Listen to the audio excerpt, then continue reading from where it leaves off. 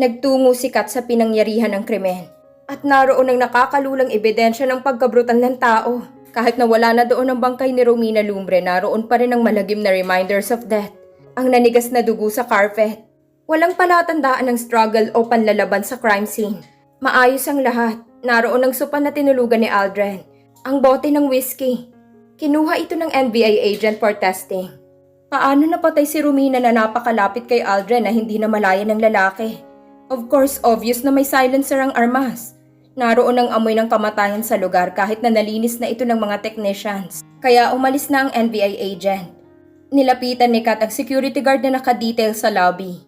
May edad na ito at amoy alak.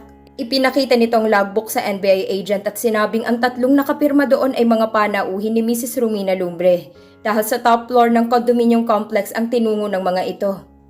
Bakit mo naman natiyak na kay Mrs. Lumbre ang tungo ng tatlong nakapirma dyan? Tanong niya sa sikyo. Dahil wala pong ibang nakatira sa top floor maliban kay Mr. and Mrs. Archibald Lumbre. Okupado nilang buong palapag, madam. Nakarecord din ba ang paglabas ng mga ito? Nakita mo ba silang lumabas? Hindi, isa lang ang pintuan papasok sa condominium complex pero may ilang lagusang palabas sa likuran. Nakalak ang mga pinto ng mga ito mula sa loob. Kaya hindi magamit sa pagpasok pero nagagamit sa paglabas. Hindi ka kaya na idlip while on duty, Toralba? Tanong ni Kat sa sikyo. Hindi po ako nakakatulog habang naka-duty. Nakilala mo bang lahat ng mga naging bisita ni Mrs. Lumbre ng gabing mapatay ito? Una, si Attorney Aldrin. Saka pagkatapos si Mr. Frank Regulacion at si Mr. Jameson Lee. Nagtungo dito si Jameson Lee? Natitiyak mo? Opo, hindi ako maaaring magkamali dahil nakita ko na ito sa TV at mga pahegan. Puti lahat ang suot nito palagi at nakapony, naka-shades kahit na gabi. Dahil may diferensya daw ang mga mata nito. Medyo huduling yata. May sinabi ba ito sa'yo kung anong kailangan nito kay Mrs. Lumbre? Wala, kinawayan lamang ako at pumanik na sa itaas. Anong nalalaman mo tungkol sa negosyo ng mga Lumbre? Sabi ni Danny na nasa import-export daw sila. Sinong Danny? Ang kanang kamay ni Archibald Lumbre at tagagawa ng mga trabahong ayaw gawin nito. Ang mag-deliver ng pera kay Mrs. Lumbre. Ang magbayad ng mga bills ng babae. Mag-deliver ng pera? Bakit? Hindi ba sila magkasamang nakatira dito? Dati, pero nagkagalit sila ng abutan ni Mr. si Mrs. na may karumahansang ibang lalaki. Nagwala si Mr. at muntik na nitong mapatay ang asawa, pati yung kalaguyo nito. Naitanong ni Kat sa sarili kung anong klaseng babae si Romina Lumbre. Mula noon, mahigpit na ipinagbawal ni Mrs. Lumbre na wag patuloyin sa kondo nila ang asawa kapag nagpupunta dito. Pero kasal pa rin sila? Oo, ngunit matagal nang hindi nagtutungo dito si Mr. Lumbre. Naiinis nga si Danny dahil laging nauutusang magdala ng pera kay Mrs. Lumbre. Alam ni Kat na lalabas sa paglilitis na kabit si Aldrin Vargas ng biktima. Itong Mr. Frank Regulacion, ano daw ang pakay nito kay Mrs. Lumbre? Isa daw itong mahilig sa mga ibon at pinoprotektahan ng kapakanan ng mga ito dahil nag-import ng mga loro si Mrs. Lumbre. Gusto daw nitong makausap ang babae na kalupitan ng kalakali ng mga ibon. Pinuntahan ni Kat si Mr. Frank Regulacion. Inamin nito na binala kausapin si Mrs. Lumbre para hilinging itigil nitong pangangalakal ng mga ibon. Lalo ng mga parrots, sabi ni Mr. Regulacion. Masela ng mga ito at madaling mamatay sa biyahe. Front lamang ni Mrs. Lumbre ang pag-import ng mga ibon sa gamot smuggling nilang mag-asawa. Hindi ko nakausap ng gabing yon si Mrs. Lumbre. Dahil nandiniinan ko ng ilang ulit ang buzzer nito sa pintuan. Wala namang nagbukas. Naniwalang NBI agent sa above suspicion ni Mr. Frank Regulacion. Walang sapat na motibo para patayin ang biktima. Nang sinabi ni Kat na pupuntahan nito si Jameson Lee, tumutol pareho sina Aldrin at Lloyd. Mapanganib ito, sabi ni Aldrin. Hindi naman na siguro mahalagang makausap mo pa ito. Kailangan. Isa to sa naging panauhin ni Romina ng gabing mapatay ito. Tama ang sinabi ni Aldrin, Kat. Delikadong pakikipagkita mo kay Jameson Lee. Sabi ni Lloyd nang inihatid nito ang dalaga sa may gate ng apartment nito. Daramdamin ko ng labis kung mapahamak ka. Masuyo at makahulugan ang sinabi ni Lloyd. Ginagawa ko lang ang aking tungkulin. At kailangan pagbutihin mo ito alang-alang kay Aldrin, hindi nga ba? May pagdaramdam sa tinig ng abogado. Para sa ikalulutas ng kaso, Lloyd, at sa katarungan, wala nang iba pang personal na dahilan. Nararamdaman ko kasing mahal na mahal mo pa rin ito. Kung ano man ang personal kong damdamin para kay Aldrin Vargas, walang kinalaman ito sa mga kilos ko sa pagsisiyasat. Kung guilty ito at mapapatunayan ng aking investigasyon, isusulit ko sa report, so Labis lamang ako nag-aalala, kaya ako nakapagsalita ng ganoon. Ipagpaumanhin mo sana, Kat. hindi matansya ni Kat kung may pagtatangi sa kanya si Lloyd. Maliban sa closeness nila bilang magkaibigan at magkasama noon sa trabaho, laging nagpupunta sa bahay niyang abogado at gayon din naman siya sa tinitirahan nito. Madalas silang kumain sa labas, manood ng sine at mamasyal, kahit kailan hindi sila nagkasamaan ng loob. Natensyon ng NBI agent nang pumasok siya sa malaking tanggapan ng Citadel Imports. Mukhang desente, legal at impressive ang opisina. Pinatuloy siya ng isang balingkinitang receptionist sa top floor ng gusali ng pribadong tanggapan ni Jameson Lee. 4 na malalaking mga incheck ang nakapaligid sa desk ni Jameson Lee nang pumasok si Kat sa opisina nito. Mukhang mabalasik ang mga bodyguards ng Gamot Lord at tila hindi marunong magsingiti. Maayos at mamahali ng mga suot ng mga ito na suits, pero mukhang goons pa rin ang mga ito. Inilahad ni Jameson Lee ang kanang kamay. Ako si Jameson Lee. Pagpapakilala ng incheck sa sarili. At ikaw si NBI agent Kat Atienza. Oo, at gusto kong tanungin kung bakit ka nagtungo sa kondo nito ng gabing napatay ito. Halatang nabigla si Lee. What? Hindi ako nagpunta sa kondo ni Mrs. Lumbre ng gabing yun. Matagal na akong hindi nagpupunta doon mula nang maghiwalay ang mag-asawa. Pinagmasdan ni Kat ang kausap. Gwapo ito at bata pa, nakasuot ng puting-puti, puti din ang sapatos, naka-ponytail ang buhok at nakasuot ng dark glasses, tulad ng sinabi ng security guard sa Elegance Towers. Ang matanda ng si Toralba? Ugali nitong uminom while on duty at malabo ng mga mata nito. Kung nalasing ito noon at malabo pa ang mga paningin, baka imahinasyon lamang nito ang pagkakita sa akin. Malinaw ang sinabi nito. Nakasuot ng puting-puti, naka-ponytail ang buhok at naka-shades, tulad ng ayos mo ngayon, Mr. Lee. Marami akong saksi, Miss Atienza, at pinatutunayan nito mga sinabi ko. Ibinigay nito sa kausap ang isang newspaper clipping kung saan nakasaad na ng araw at oras na mapaslang si Romina Lumbre. Nasa isang ribbon-cutting ceremony ang Chinese man. Ito ang gumupit ng ribbon sa opening ng isang Chinese commercial establishment sa Chinatown. Naroon ang larawan ni Lee. Alam ni Kat na hindi nagsisinungaling ang incheck. Tumayo siya at nagpasalamat sa kausap. I'm sorry na naabala kita, Mr. Lee, pero ginagawa ko lamang ang aking trabaho. Naiintindihan ko, huwag kang mag-atubiling lumapit na muli sa akin kung kinakailangan. Pero huwag mong kalilimutan na may posibilidad na ang tunay na salarin ay ginaya ang ayos ko para mabunto ng hinala sa akin. Tumimo sa isipan ng NBI agent ang sinabi ni Jameson Lee. Posibleng ang mangyari ito para maitago ng killer ang tunay nitong identity. Sinabi ni Kat kay Lloyd ang naging resulta ng pag-uusap nila ni Jameson Lee.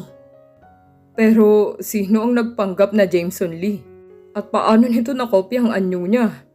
Isang naging malapit sa mga Lumbre at mismong kay Lee. Napatunayan ng piskal na dapat ng isang pang kaso laban kay Aldrin Vargas for homicide. Maraming reporters at media personnel na nag-attend sa mga hearings sa kasong People of the Philippines versus Aldrin Vargas. Ibinase ni Lloyd ang kanyang defense sa resulta ng pagsisiyasat ni NBI agent Kat Atienza. May chance bang ma-discharge ako, Lloyd? Nababahalang tanong ni Aldrin sa kanyang defense lawyer. Hindi ako nangangako pero may posibilidad. Kahit na ikaw lang ang nakita ng mga alagad ng batas sa kondo ni Romina, wala kang powder burn sa kamay at natuklasan ni Kat na may inilagay sa bote ng whiskey na nainom mo. You were drugged. Para maisagawa ng tahimik ang krimen, ilagay sa kamay mong murder weapon at nakaalis ng lihim ang tunay na salarin. Sa unang paglilitis, ang unang tinawag sa witness stand ay si NBI agent Kat Atienza. Pagkatapos manumpa under oath, inilahad niya ang resulta ng kanyang pagsisiyasat. Nang naupo sa witness stand ang isa sa mga alagad ng batas na umaresto kay Aldrin Vargas, sinabi nito na parang wala sa sariling abogado ng tanungin nila. Pero wala daw itong inamin o tinanggi. Para daw itong tulala na nakatanaw sa kawalan. Iprinisenta ng defense ang love test ng akusado. Itong nagpapatunay na nilagyan ng gamot ang ininom na alak ng akusado. Plinanong pagpaslang sa biktima. At plinano ding palabasing ang akusado ang pumatay dito. Sabi ni Lloyd, sumunod ang forensic testimony. Autopsy fabrics, fibers and blood types. Ayon sa investigating officer, walang nakitang fingerprints ang akusado sa katawan ng biktima. Pero may fingerprints ito sa armas. Pabulong na nagtanong si Lloyd sa kliyente nito. Hinawakan mo bang armas, Aldrin? Ewan ko, wala akong matandaan, Lloyd. Itinakda ang pangalawang pagliliti sa susunod na linggo. Sinamahan nila Kat at Lloyd si Aldrin sa bahay nito para kumuha ng ilang gamit at kasuotan. Napatda silang tatlo nang mabuksan ang pintuan ng living room. Parang dinaanan ng bagyo ang loob ng bahay. Nagsambulat ang mga kasangkapan. Halatang may mahalagang bagay na hinahanap ang pumasok sa bahay. Laslas pati ang mga throw pillows sa sopa ni Aldrin. Pati ang mga upholstery ng mga upuan nito. Kinuna ng larawan ng NBI agent ang loob ng bahay. Kailangang ipagbigay alam natin ito sa CIDG na nagsisiyasat din sa kaso, sabi ng dalaga. Nang mapatunayan ni Kat na hindi nagtungo si Jameson Lee sa bahay ng biktima ng gabing paslangin nito, nag-isipan niyang puntahan at tanungin ang asawa ni Romina na si Archibald Lumbre.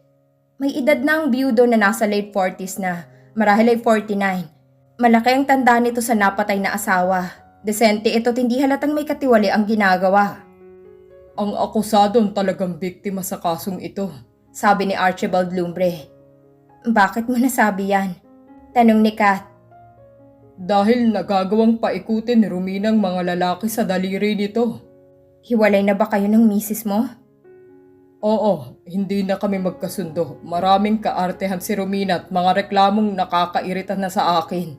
Nagkataon pa naman na sa dami ng mga personal kong problema, sumasabay siya. Pero pinadadalahan pa rin niyo ito ng pera. Ang share ni Romina sa negosyong nagpalago nito. Karapatan niyang makuha ang bahagi niya. Nag-i-import pala kayo ng mga ibon at ang nangangasiwa sa inyong imports ay ang Citadel Imports ni Mr. Jameson Lee? Natigilan si Archibald. Nagkausap kayo ni Mr. Lee? Yes. Aware ba kayo na isang gamot lord ito, Mr. Lumbre? Hindi. Pero baka gusto nang sabihin ni Romina kay Aldrin ang tungkol sa relasyon ko sa negosyo ni Lee. Ayaw ni Romina ito. Natatakot ito. Ito ang madalas namin pag-awayan. Pinapakalas ako nito kay Lee. Bakit ayaw mong kumalas kay Lee? Para pagbigyan ng misis mo. Natatakot ako. Bakit nga eh? Hindi sumagot si Archibald. Gusto kong mahuli na kung sino man ang pumaslang kay Romina. Pag-iiba nito sa usapan. Pinagbabantaan ka ba ni Mr. Lee? Hindi ako. Si Romina. Nalaman ni Lee na pinapakalas ako nito sa grupo nila. Pero hindi si Lee ang pumaslang sa misis mo. Sinabi ng security guard na nagtungo ito doon pero may alibay si Lee na nasa ibang lugar siya ng mga sandaling yon. At kapanipaniwala naman ito. Naging restless si Archibald. Natakot si Romina na baka makulong kami kapag napatunayan ang kaugnayan namin sa grupo ni Lee. Ayaw nito ng iskandalo at ayaw makulong. Pero higit ang takot nito kay Lee. Gagawin ang lahat para makaiwas sa kapahamakan. Ang takot nito kay Lee ang naging dahilan ng kanyang kamatayan? Ewan ko, hindi ako nakakatiyak. Nang gabing yun tumawag sa akin si Romina at sinabing natatakot ito. Hindi naman sinabi kung bakit ito natatakot. Bakit hindi mo ito pinuntahan? Inisip kong naging emotionally insecure lamang ito. Napailalim na sa psychiatric treatment si Romina noon. May sakit itong nervyos. Sinabi sa akin na may balak itong magpatiwakal kung minsan. Bakit ba kayo talaga nagkahiwalay? Hindi ko kayang ibigay sa asawa ko ang lahat ng personal nitong pangangailangan. Tulad ng pera? Hindi. Fulfillment. Masyadong mainit si Romina. I'm sorry. Later nawalan na ito ng gana sa akin at ibinaling sa ibang lalaking paghahangad. At alam mo ito? Oo, pero nagbulag-bulagan na lamang ako. Frustrated sa akin si Romina. Malaki ang tanda ko dito. Mahigit na 10 taon. At impotent ako in the sense na baog ako. Hindi ko mabigyan ng anak si Romina. Hindi ko may busikat. Later nawalan na ito ng gana sa akin at ibinaling sa ibang lalaki ang paghahangad. At gustong-gusto ni Romina na magkaanak. Sukdulang maging ibang lalaki ang ama. Kahit na kay Aldrin Vargas. Ikinuyom ni Archibald Lumbre ang mga kamay. Nagpaalam na si Kat. Nagtungo siya doon sa pag-asang makikita niya ang killer. Pero nakakita siya ng isa pang biktima. Isang biktima ng kasamaan, kasakiman at pang-aabuso. Isang biktima ng organized crime. Isang biktimang pumaslang kay Romina Lumbre. Habang nagmamaneho siya palayo sa bahay ni Archibald Lumbre, may nadaanan siyang nakatimbwang na basurahan sa di kalayuan kung saan may asong nangangalkal ng mga laman nito. Napansin niya may puting damit na nakausli sa basurahan. Umira lang investigative instinct ng NBI agent. Ipinarada ang kotse at lumapit sa basurahan. Sinamahan niya ang aso sa pangangalkal sa basurahan at nakuha niya doon ang puting pantalon at t-shirt at isang wig na naka-ponytail. Pati na ang isang mumurahing dark glasses. Kinuha niya ang mga ito at dinala sa kanyang kotse. Binalot ng plastic. Kinausap niya si Lloyd at sinabi ang natagpuan. Sa sumunod na hearing hiniling ng defense na muling ilagay sa witness stand ang NBI agent na si Kat Atienza. At dito iprinesenta ng dalaga ang mahalagang ebidensyang nakita niya sa basurahang nasa malapit sa bahay ni Archibald Lumbre nang ilagay sa witness stand si Archibald at isinailalim sa mabigat na cross-examination ni Attorney Lloyd Rayos. Bumigay ang lalaki. Namutla ito at nagsimulang mataranta. Sinamantala ito ni Lloyd. Bakit may katulad ng kasuotan ni Jameson Lee na nakita ang NBI agent sa basurahang malapit sa bahay mo, Mr. Lumbre? Ginamit mo bang mga ito para magpanggap na si Jameson Lee? Para itong mapagbintangang pumatay sa misis mo? Nag-breakdown si Archibald Lumbre. Oo, inaamin kong ako ang bumaril kay Romina. Pinatay ko ito. Nagkaingay sa loob ng courtroom at ilang ulit na pinukpok ng hukumang gavel nito sa mesa para tumahimik ang lahat. Pumasok ako sa loob ng kondo ni Romina. Ilang oras pa bago dumating si Aldrin Vargas noon. Nilagyan ko ng gamot ang whiskey na ininom nito. Nang naarmas ko si Romina, inilagay ko ang armas sa kamay nito. Isinalaysay ni Archibald ang mga nangyari. Tumawag muna ako sa kondo ni Romina at nakiusap na mag-usap kami. Gusto kong magkasundo kaming muli, pero may bisita daw ito at alam kong lalaki ito. Gayon pa man nagpunta pa rin ako at dinatnan ko ngang tulog na tulog si Aldrin Vargas. Naisip ko na nainom na nitong whiskey na nilagyan ko ng gamot.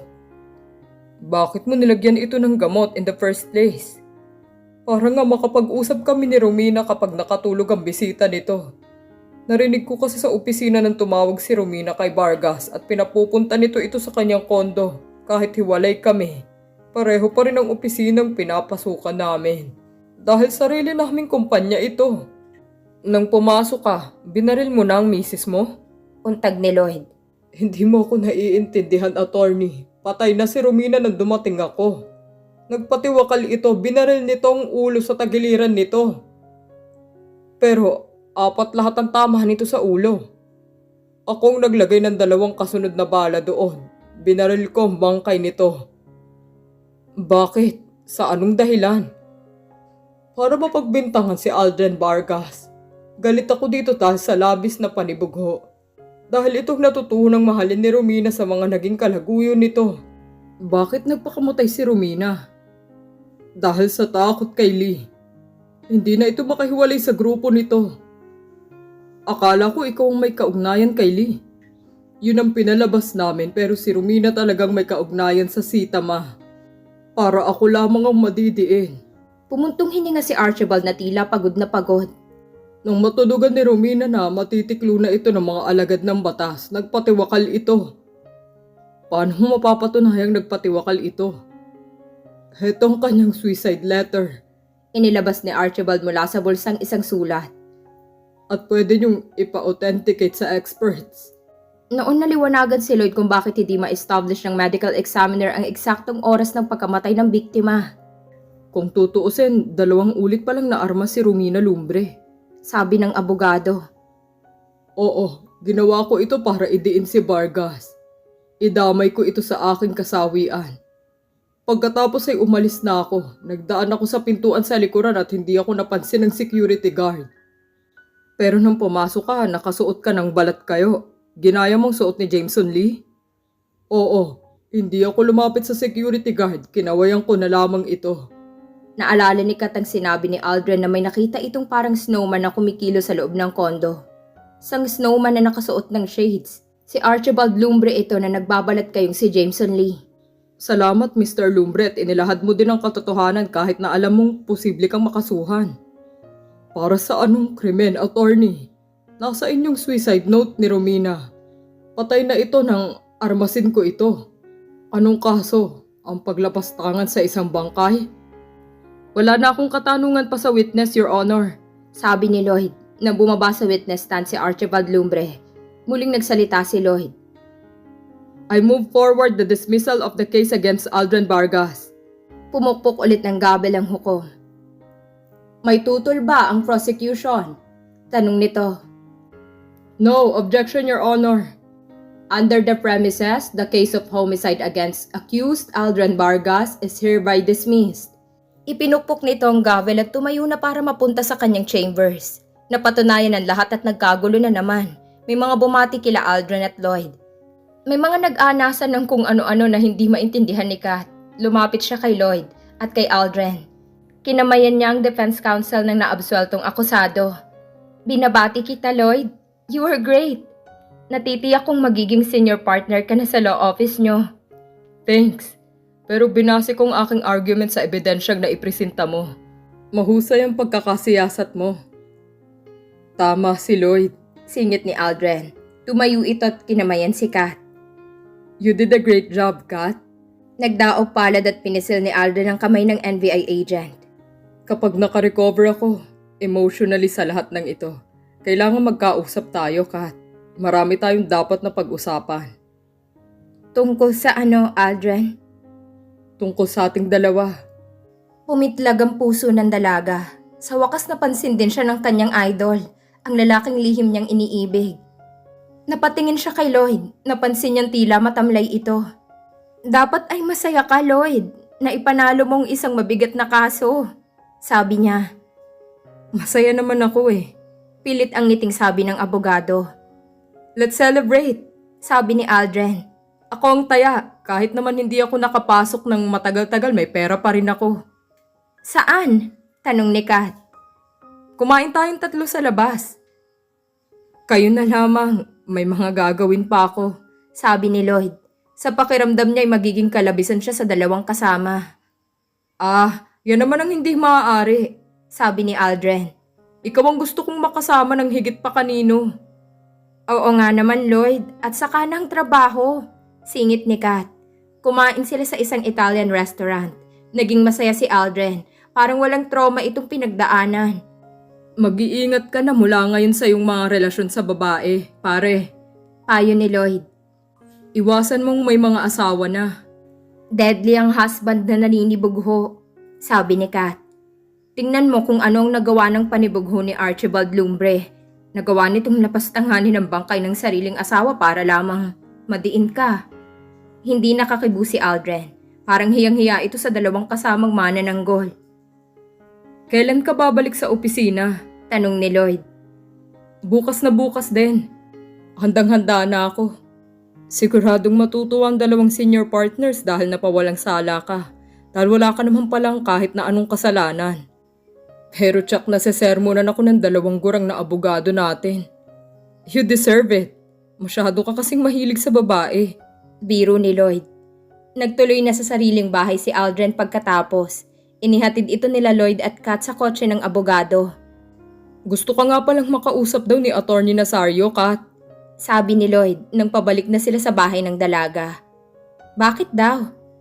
Hindi sinabi pero may kutob akong baka kumbinsihin kang bumalik doon para muling maging isa sa amin. And this time, maaaring bilang senior partner. Napangiti si Kat.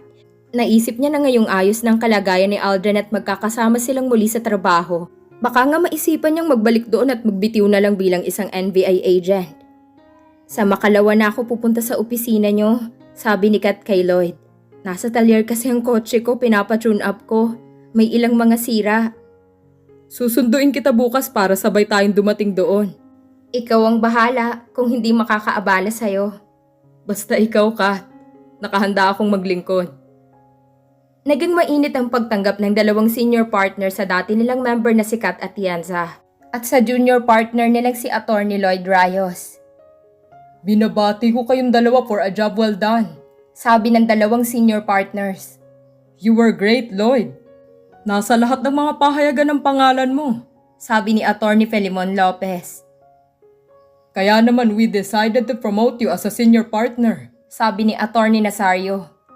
Thank you so much. Napakatamis ng ngiti ni Lloyd.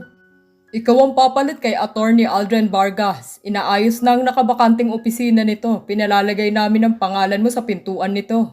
Nawala ang ngiti sa mga labi ni Kat. Anong ibig niyong sabihin papalit si Lloyd kay Aldrin? Nagbitiw ba ito? Tanong niya. Hindi na kailangan. We terminated his services at the close of business hours yesterday. Pagkatapos ng kaso. Si Attorney Lopez. But why? Mangiyak-ngiyak na tanong ni Kat. Naabsuelto ito. Lumitaw na wala namang kasalanan sa pagkakapas lang kay Mrs. Lumbre. Alam namin. Sabi ni Attorney Nazario. Pero inilagay ni Aldrin ang law office na ito sa isang iskandalosong pangyayari. Nakipag-date siya sa kliyente nating may pananagutan sa buhay. Pero tinawagan ito ni Mrs. Lumbre dahil may isasangguni daw na legal problem. Bakit hindi sila dito sa opisina mag-usap? Huwag mo nang ipagtanggol pa si Aldrin. Kilala mo naman ang reputasyon nito. Hindi na kumibo si Kat. Alam mo ba, Kat? Na mula nang malathala ang kaso, 3 sa malalaking kliyente natin ang tumiwalag at lumipat sa ibang law firm. Bakit daw po? Tanong ni Lloyd. Hindi sinabi, pero tila na disgusto sa reputasyon ng ating opisina. Na iskandalo dahil sa pambababae ni Aldrin. Napailing si Lloyd. Pero tumawag ang Citadel Imports at gusto tayo ang humawak sa legal problems nila. Sabi ni Attorney Lopez.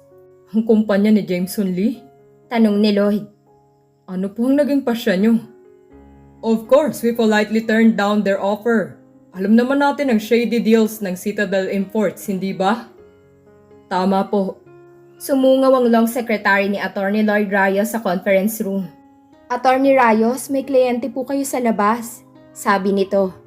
Si Mr. Sevilla po. Okay, I'll be in my office within 5 minutes. Thanks, Olive. Humingi ng paumanhin ng abogado at lumabas. Sumunod dito si Attorney Lopez. Naiwan sila ni Kat at ang founding partner na si Attorney Nazario. Kat, alam kong hindi mo nagustuhan ang pag-terminate namin kay Aldrin Vargas. Pero kinakailangan. Parang napaka-unfair po kasi. Matagal na ito dito at mahusay din namang abogado. Umiibig ka dito ng lihim. Hindi ba, Kat? Namula ang NBI agent, hindi nakasagot. Gwapo si Aldrin pero likas na dito ang mapaglaro. Masasaktan ka lamang kay Aldrin at mangungunsumi. Tuluyan ng dumaloy ang luhang tinitingpi ng NBI agent. Pero, mahal ko po ito. Attracted ka pero may mga mahalagang bagay na dapat kang isaalang-alang pagdating sa pagpili ng lalaking kakasamahin mo sa buhay, iha. Tulad po ng ano? Katapatan, for one thing. Katatagan sa harap ng problema at malaking sense of responsibility sa magiging pamilya nito. Wala ang mga katangiang ito kay Aldrin. Walang sinusunod ito kundi ang pag-iinit ng katawan. Dahil siyang nasa paligid mo, you can't help falling in love with him. Dahil concentrated ka dito. Igala mong yung mga paningin at abot kamay mo lamang ang lalaking karapat-dapat sa'yo. Sino naman po kaya ito, attorney? Si Lloyd, mahal na mahal ka nito. Natawa si Kat. Si Lloyd, hindi ito lumiligaw sa akin at sa pakiramdam ko'y walang gusto ito sa akin. Hindi ka pala marunong makiramdam. That guy loves you. Hindi lamang ito nagpapahalata dahil aware ito na kay Aldrin ang atensyon mo. Ewan ko, attorney, pag-iisipan kong mga sinabi nyo. Sana nga, iha. Para nakitang anak. Kat, at daramdamin ko kung masasaktan ka lamang later sa piling ni Aldrin. He does not deserve you. Pinilit ngumiti ng dalaga. Please come back to us, Kat. Napakapanganib ang trabaho mo bilang isang NBI agent. Hayaan po niyo at pag-iisipan ko. Kung magre-resume ako sa law practice, tsak na dito ako babalik. Good, aasahan ko ito. Nagpaalam na si Kat. Nagdaan siya sa dating tanggapan ni Attorney Aldrin Vargas. Wala nang pangalan sa pintuan ng abogado. Sa halip nakasulat doon ang pangalan ni Lord Rayos na ipinalit dito. Isa na itong senior partner. Nang dumaan siya sa tabi ng desk ng receptionist, Nagkamustahan sila ni Dina. Napag-usapan nila si Aldrin. Hindi naman tamang ginawa nila dito. Maktol ni Kat. Basta na lamang ito terminate. Hindi binigyan ng pagkakataong magbago. Alam ko na marami itong bad habits. At bad habits ang pagiging womanizer ni Attorney Vargas. Oo, at isinasama nito sa trabaho ang pribadong buhay niya. Kagaya na lang ni Mrs. Lumbre na kliyente pa natin. Nalagay sa kahihiyan ng opisina natin. Ayaw nang kontrahin pa ni Kat ang receptionist. Halatang katig ito sa naging desisyon ng law partners na senior ng opisina nila. Lalong nalungkot si Kat nang mabasa ang karatula ng law office sa pintuan nito sa entrance. Ano kaya ang nakasulat sa karatula at ano ang dahilan nito?